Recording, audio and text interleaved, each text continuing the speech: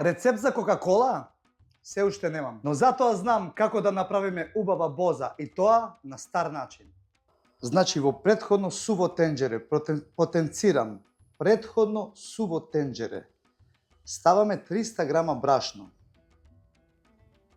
На средна температура, не многу висока, постојано непрекинато мешаме.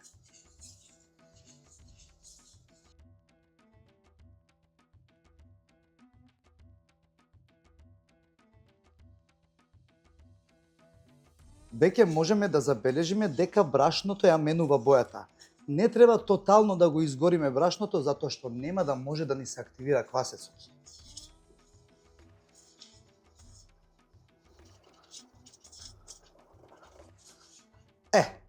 Тука веќе треба да престанеме со печење на брашното. Толку. Сега ќе додадеме шеќер и вода. Додавам 300 грама шеќер. Мешаме додека не се соедини целата смеса.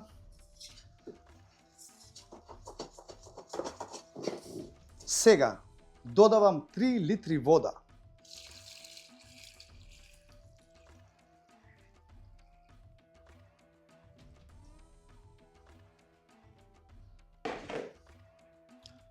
Повторно вклучуваме.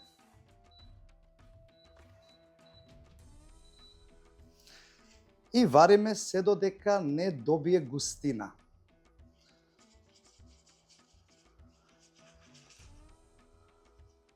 Веќе почнува да личи на боза, нели?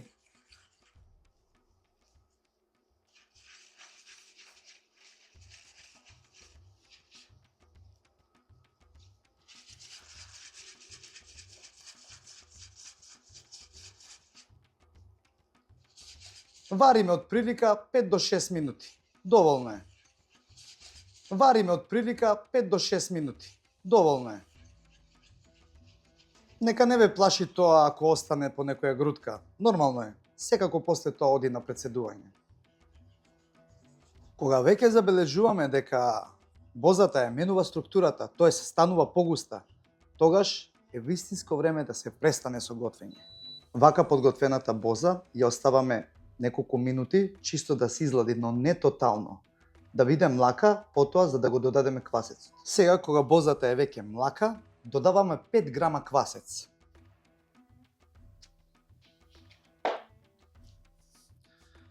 Убаво промешуваме.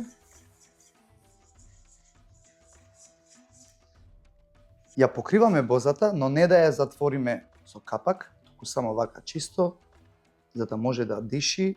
И сега ја оставаме да ферментира 24 часа. Се гледаме утре. И еве, како треба да изгледа бозата после 24 часа ферментација. Токму баш вака. Ова не е расипано, ова е изферментирано. Сега, нормално е после долгата ферментација бозата самата по себе да се згусне. Затоа ќе додадеме ладна вода, ќе ја прецедиме и ќе ја оставиме да се излади, убаво да се излади. Потоа е спремна за конзумација. Ќе го осетите тој мирис како на пиво, тогаш е веќе готова.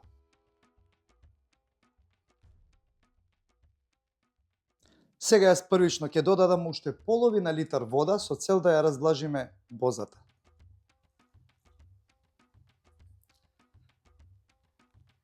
Мислам дека не е доволно.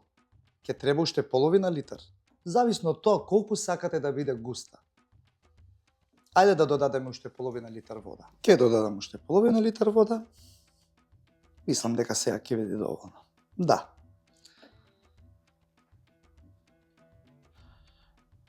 Со помош на оваа цедалка ја прецедуваме бозата. И потоа нормално оди на ладење. Со самото ладење на бозата, на тој начин го пресечуваме ферментирањето, така да нема повеќе да ферментира.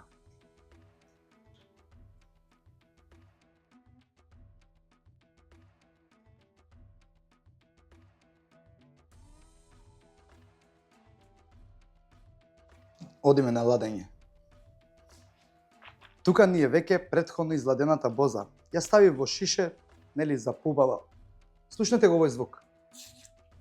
Тоа е тоа.